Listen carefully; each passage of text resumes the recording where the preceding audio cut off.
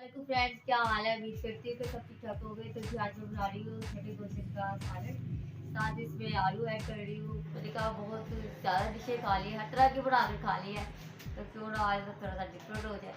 तो चलो जी चलते देखते कैसे बनता है। यार शुरू करती हूँ अल्लाह के नाम से जो नहायत मेहरबान है, तो हम सबके घरों की चीज़ें चलेंगे। चले जी आए दिखाती है कैसे बनता है।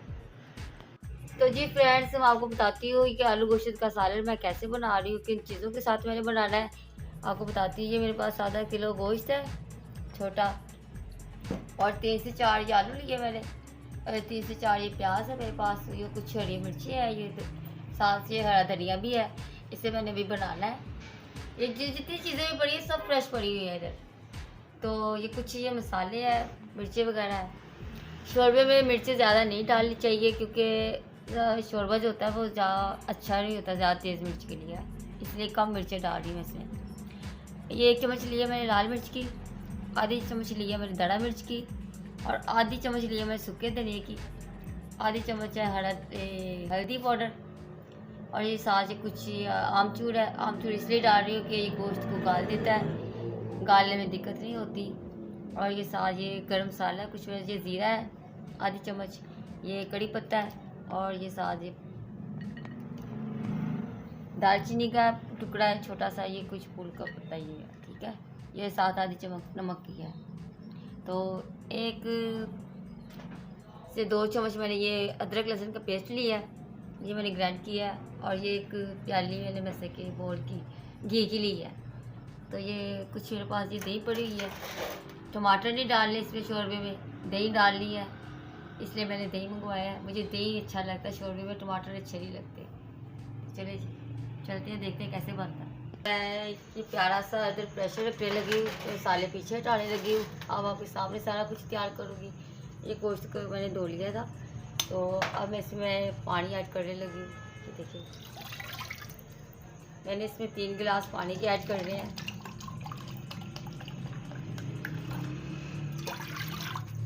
2 गिलास हो गए,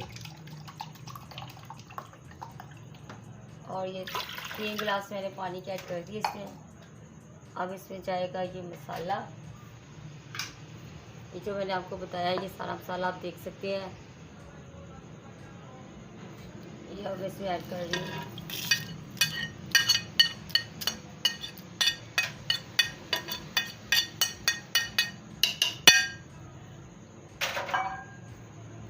ये साथ ही इसके जाएगा ये अदरक लहसुन का पेस्ट भी, वो भी मैं इसमें ऐड कर रही हूँ।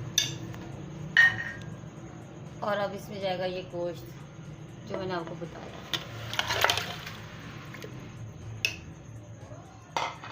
अब इसमें मैंने प्याज काट कर डाल लिया है, तो बनाकर भी मैं आपको दिखाती हूँ। तो जी फ्रेंड्स, ये देखिए मैंने प्याज तैयार कर लिए अभी किए मैंने, तो ये भी इसमें ऐड हो गए।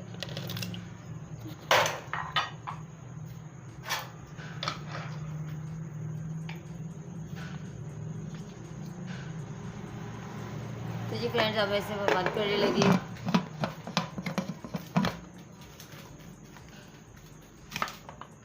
बंद कर दिया, और मैं आपके सामने ये सारा कुछ दिखा रही हूँ। ये मैंने चूल्हा जला लिया है, अब इसके ऊपर जाएगा ये प्रेशर। बिस्मिल्लाह।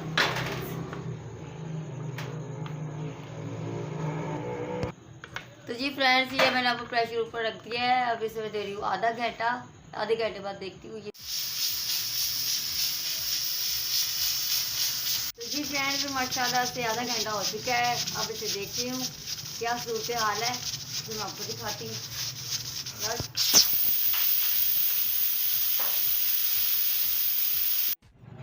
तो जी माशाल्लाह से ये देखिए बिल्कुल बन चुका है।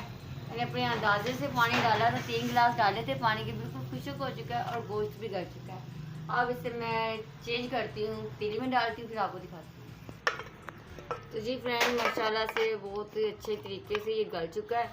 अब मैं इसमें घी ऐड करने लगी हूँ। सर, कुर्बानी का गोश्त होता है, इसमें ना ज़्यादा घी नहीं डालना चाहिए, घी कम डालना चाहिए। आप चाहे और डालें लेकिन वो भी कम डालें, इसमें ऑलरेडी ना घी बहुत ज़्यादा होता है, चर्बी होती है ना, इसलिए।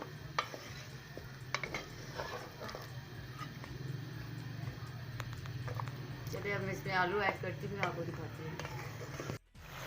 तो जी फ्रेंड्स, ये देखिए अब मैं इसमें दही ऐड करने लगी हूँ। आपने ये एहतियात करनी है कि शोरबे में टमाटर नहीं डालने, टमाटर नहीं डाला करते, दही डालते हैं। दही के साथ बहुत अच्छा टेस्ट आता है और ये मज़ेदार बनता है शोरबा जो होता है ना। टमाटर ऊपर आ जाते हैं, अच्छे नहीं लगते। खैर मुझे तो नहीं अच्छे लगते, आप मेरे तरीके से बनाएंगे तो आपको भी नहीं लगेंगे। अब इसी में मैं ना ये जो आलू है ना बनाए थे ना, मैं वो ऐड कर रही हूँ। ये नमक मिर्च वगैरह होती है, जो भी होता है सारा कुछ इसमें। फिर आलू बाद में डालें तो आलू फीके फीके से रहते हैं, नमक नहीं आता, इसलिए तो आलूओं को भी साथ ही भुनाई कर लें ऐसे।